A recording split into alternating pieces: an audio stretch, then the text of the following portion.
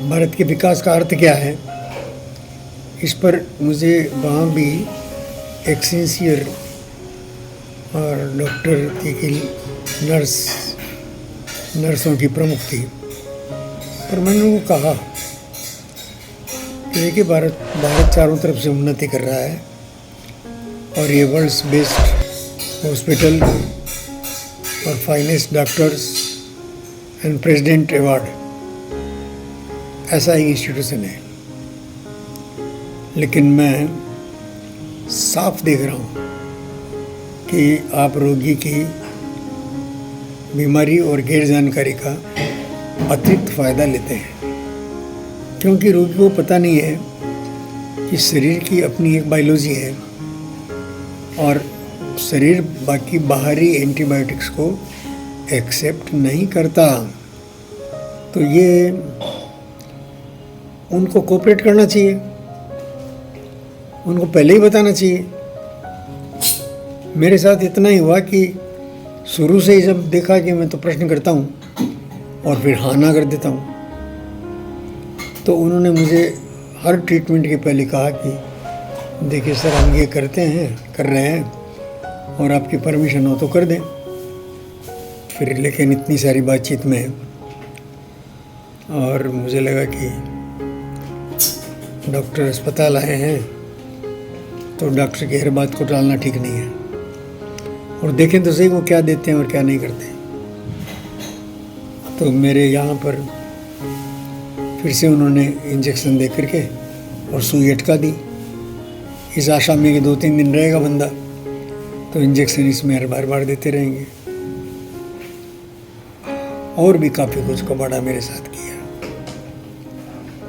मित्रों, भारत की भूमिका पूरे विश्व के विकास में रक्षक की है। पूरा विश्व आज एटॉमिक वार के मोड़ पर खड़ा है। जब मैं हॉस्पिटलाइज हुआ था तब मैंने इस इतिहास को कहा था कि देखो, हम वर्ल्ड वार के और समय में जी रहे हैं। और वापस लौटकर मैंने बहुत कम समाचार सुने हैं, समय नहीं मिला, अब देखूंगा। लेकिन इतना पता है कि भाई रसिया नहीं मानता यूक्रेन को मिसाइलें हर तरह की छोड़ने में। इधर इजराइल ने वो खदेड़ कर भगा रहा है सबको, अरब कंट्रीज़ को, और अरब कंट्रीज़ में ईरान वर्सेस इराक हो गया, वो उनके अपने स्वार्थ हैं।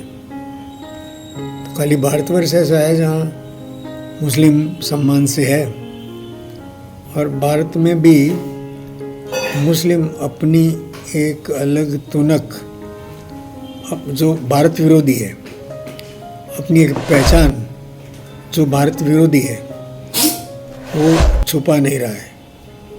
वो लगातार मंच पर आकर के बता रहा है।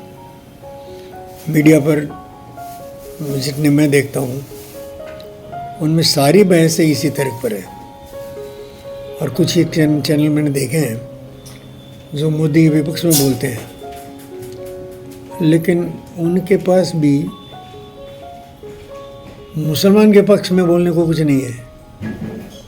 सामने जो डिबेट चल रहा है तो वो कुरान पर सवाल उछालते हैं। हमारी एक अच्छी एंकर थी, उसको तो सजा ही इस बात पर करा दी, बीजेपी से निकाल दिया कि उसने इस्लाम के विरुद्ध कुछ बोल दिया, सवाल जवाब कर लिया। और अभी हिंदू को हिंसक बताने में लगे हुए सब।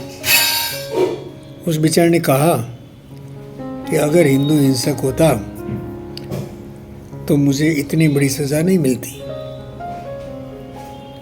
इतनी सी बात बोली वो। Because at present she is not a member of BJP and none else will accept that powerful lady. I am forgetting the name. तो हिंदू को हिंसक बताने जैसा पाप और खुला खेल वो मीडिया पर चल रहा है। खतरे बड़े हैं मित्रों, संभल के रहिएगा अपने घर में छुपे हुए गद्दारों से।